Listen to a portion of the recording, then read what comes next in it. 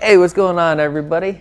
And welcome to the review for the J.J. Abrams Spider-Man issue #1. Boy, tell you one thing, can't wait to see this train wreck.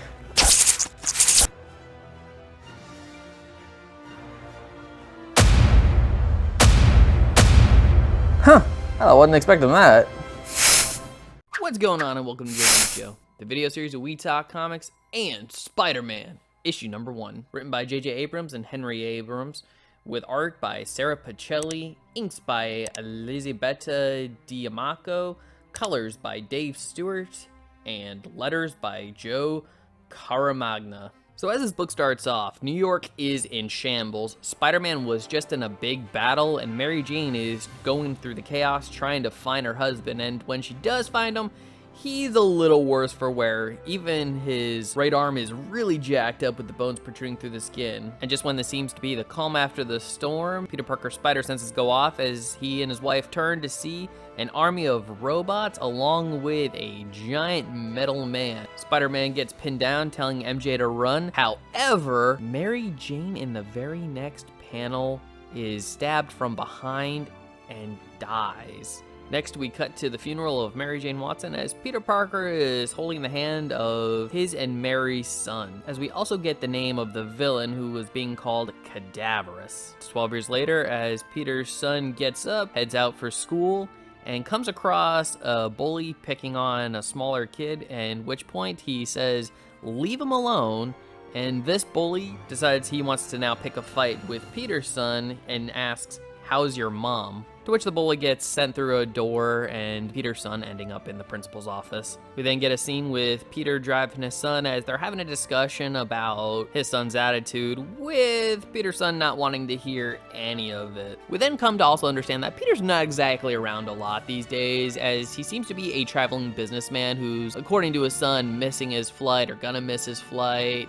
Apparently he flies a lot. Peter's son decides to walk the rest of the way back to Aunt May's place, and when he gets there, he touches the doorknob and finds that he can't let go, eventually ripping the door clean off its hinges. Later that night, Aunt May comes in to check on him, and we finally get his name, Ben. And Aunt May asks Ben about the new front door that they have, with Ben joking that the old one called him names. The next day, while Ben is in detention, a girl by the name of Ito Faye walks in and sits next to him, where Ben makes some jokes about the pain on her cheek. And then we get a quick backstory about why she's in detention, which has to do with the green paint and the fact that the administration does nothing about teachers that apparently like to touch their students. To which she goes off on a tangent about all it takes is one person to stand up and say, "Not anymore, not as long as I'm here. So I'm gonna stand on this chair and yell."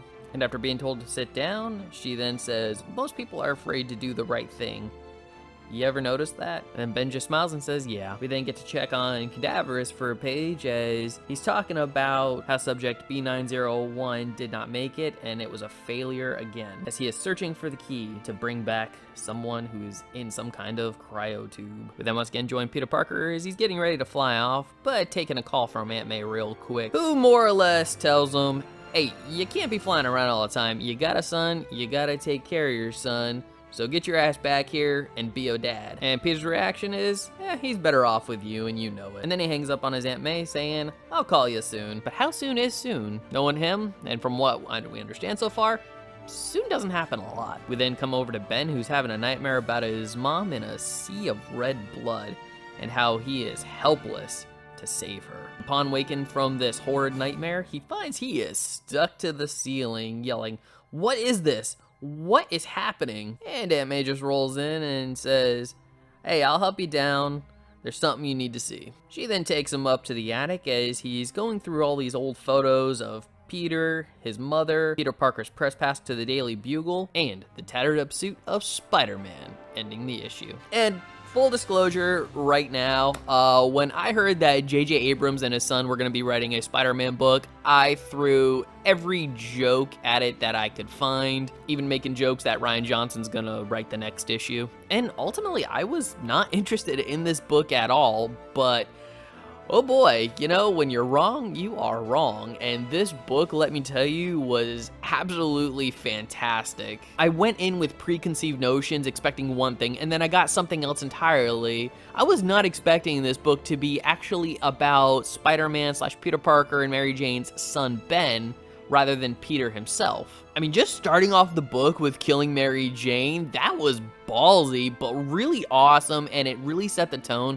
for the rest of the comic. And it's cool to watch Peter Parker's son go through the exact same thing he did in high school, dealing with bullies, things just not going right, and the discovery of this power that's happening to you and you have no idea why. So we're definitely setting up for a really good origin story of Peter's son, Ben, to becoming Spider-Man is what I'm assuming is going on. And I actually kind of like how the whole losing Mary Jane left Peter broken, both physically and emotionally, because not only is he essentially a non-existent father figure in his son's life, but he also lost his arm. And the lack of attention he's paying to his son explains why he has no idea that his son is now getting the same power set that he had when he was bitten by a radioactive spider. And I also really liked Cadaverous as a villain. He's very menacing and just kind of like, you know, kind of sends chills down my spine with that way he talks, with the gray text. Almost like there's a hint of robotics there, which kind of makes sense. So in the end, great story, great artwork. I'm going to say that Spider-Man issue number 1 by JJ and Henry Abrams gets the epic gold medal. So Spider-Man issue number 1, have you read this book? I would love to hear your thoughts. Please leave your comments in the comment section below. And if you like this video, I'd love it if you'd smash that like button, share it with some friends, subscribe if you're not subscribed already, and ring that notification bell for more comic book content. Alright, take care, have a great day, and as always, stay geeky. Huh, I wasn't expecting that.